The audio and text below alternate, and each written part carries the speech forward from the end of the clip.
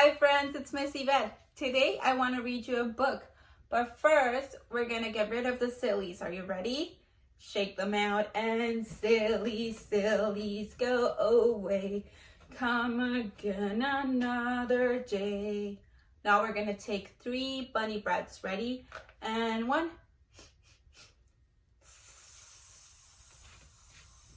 2, the last one, 3.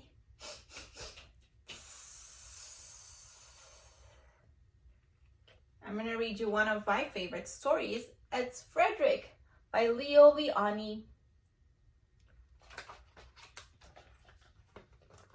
All along the meadow, where the cows grazed and the horses ran, there was an old stone wall. In that wall, not far from the barn and the granary, a chatty family of field mice had their home.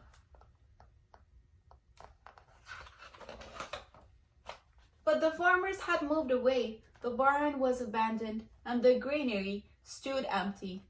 And since winter was not far off, the little mice began to gather corn and nuts and wheat and straw. They all worked day and night, all except Frederick.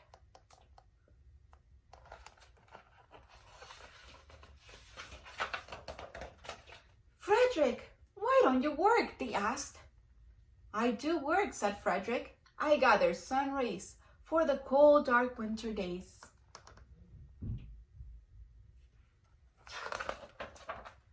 And when they saw Frederick sitting there staring at the meadow, they said, "And now, Frederick?" "I gather colors," answered Frederick simply, "for the winter is gray."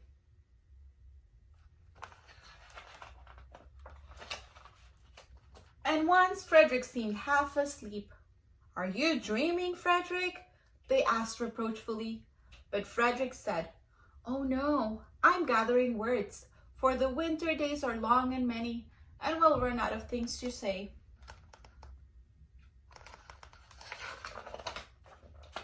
The winter days came, and when the first snow fell, the 5 little field mice took to their hideout in the stones.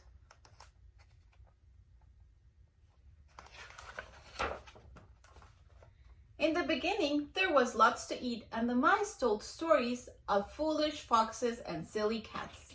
They were a happy family. But little by little, they had nibbled up most of the nuts and berries. The straw was gone, and the corn was only a memory. It was cold in the wall, and no one felt like chatting.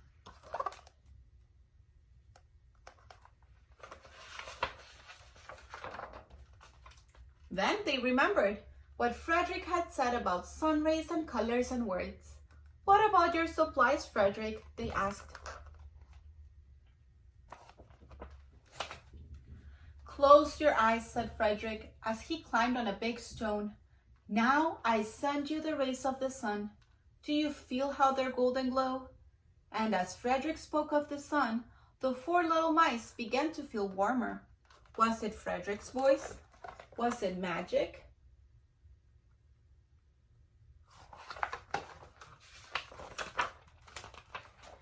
"And how about the colors, Frederick?" they asked anxiously. "Close your eyes again," said Frederick. And when he told them about the blue periwinkles and the red poppies and the yellow wheat and the green leaves of the berry bush, they saw the colors as clear as if they had been painted in their minds.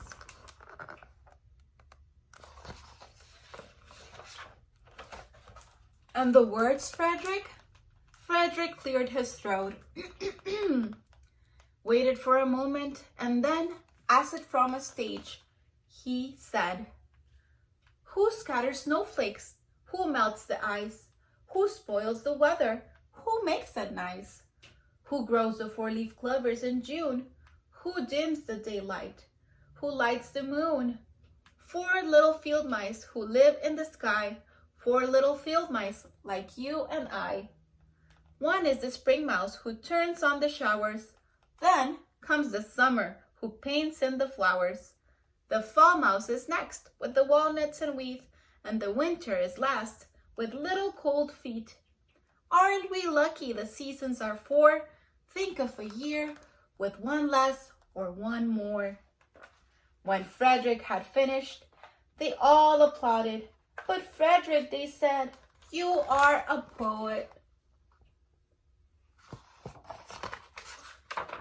Frederick blushed, took a bow, and shyly said, I know it. The end. I would like for you to share your favorite part of the book with me. My favorite one is when Frederick is talking about the colors. And the little mice start to remember as if the colors were painted in their minds. And I really like this picture with all the colors in their minds. I hope you enjoyed the story. Bye, friends.